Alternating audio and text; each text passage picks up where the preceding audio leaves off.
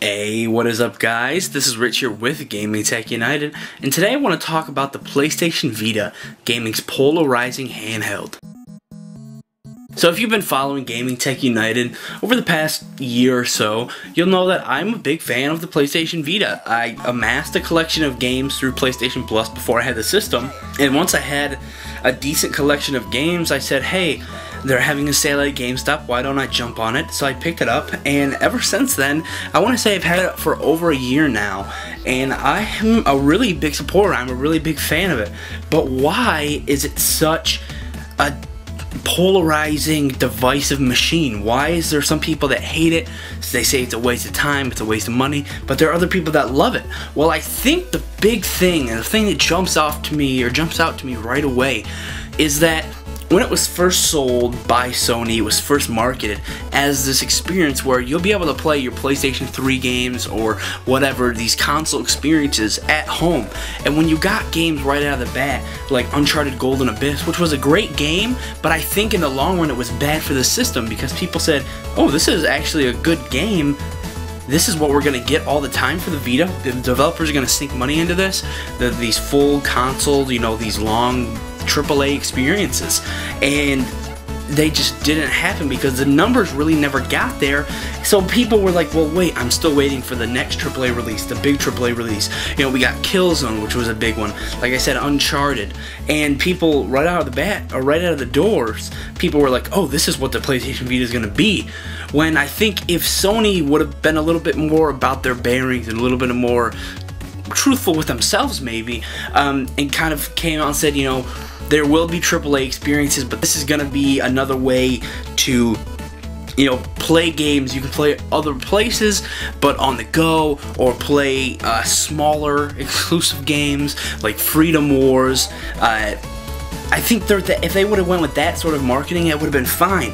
But they came off right out of the gates and said, well, this is going to be like your home console on the go. And I think right out of the gates, people just kind of felt lied to because you really didn't get those later on with the Vita. So the big thing I hear, and I think it kind of ties to that also, is that the Vita doesn't have any games. Well, that's not really entirely true. If you own a Vita, you know that you have trouble keeping enough space, which is something we'll talk about, for all the games out there. Especially if you're into JRPGs, especially if you're into indie titles.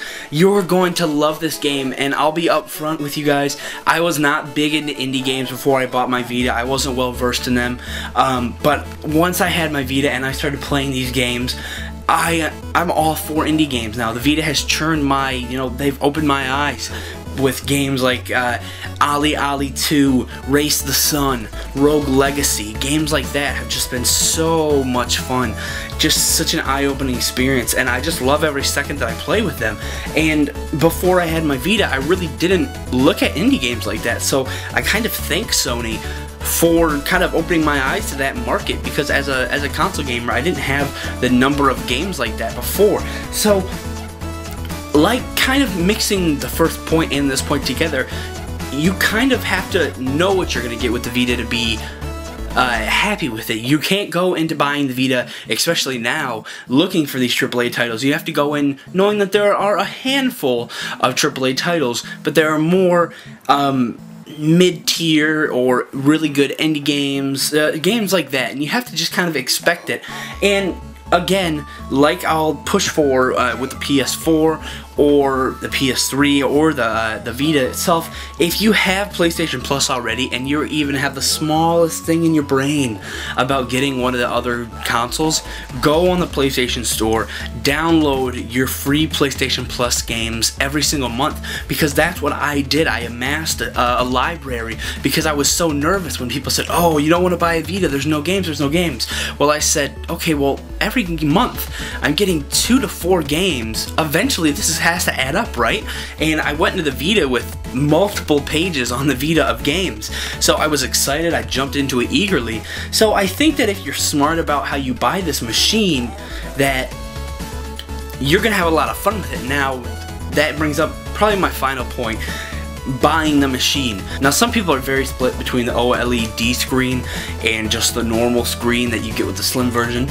Me in particular, I understand that the screen is much nicer on the OLED screen, but I do have the slim version. It feels fine. The build quality is fine with me too.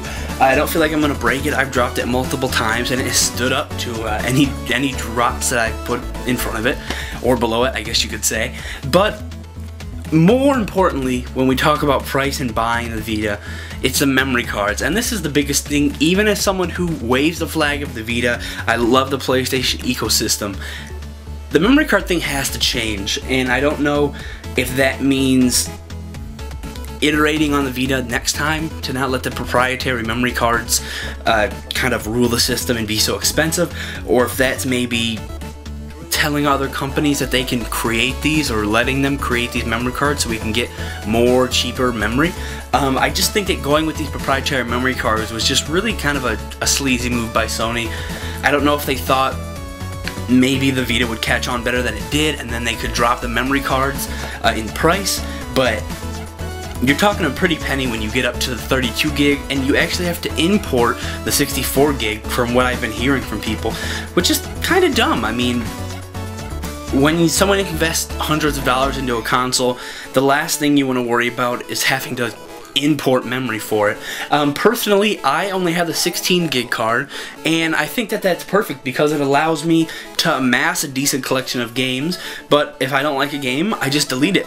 If I have too many games on there, I go through, see if I haven't played a game in a while and I don't plan on going back to it, and I just delete it. I know some people will say, oh, well, when you delete games, your saves are also deleted, but you can save them to the cloud, and they can be kept that way.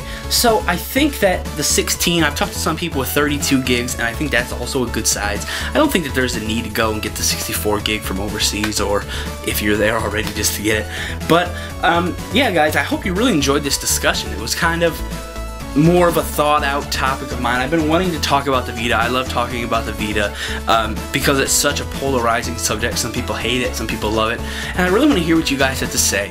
So thanks for watching, guys. Be sure to subscribe, hit that thumbs up button if you like what you saw. They both help us out tremendously.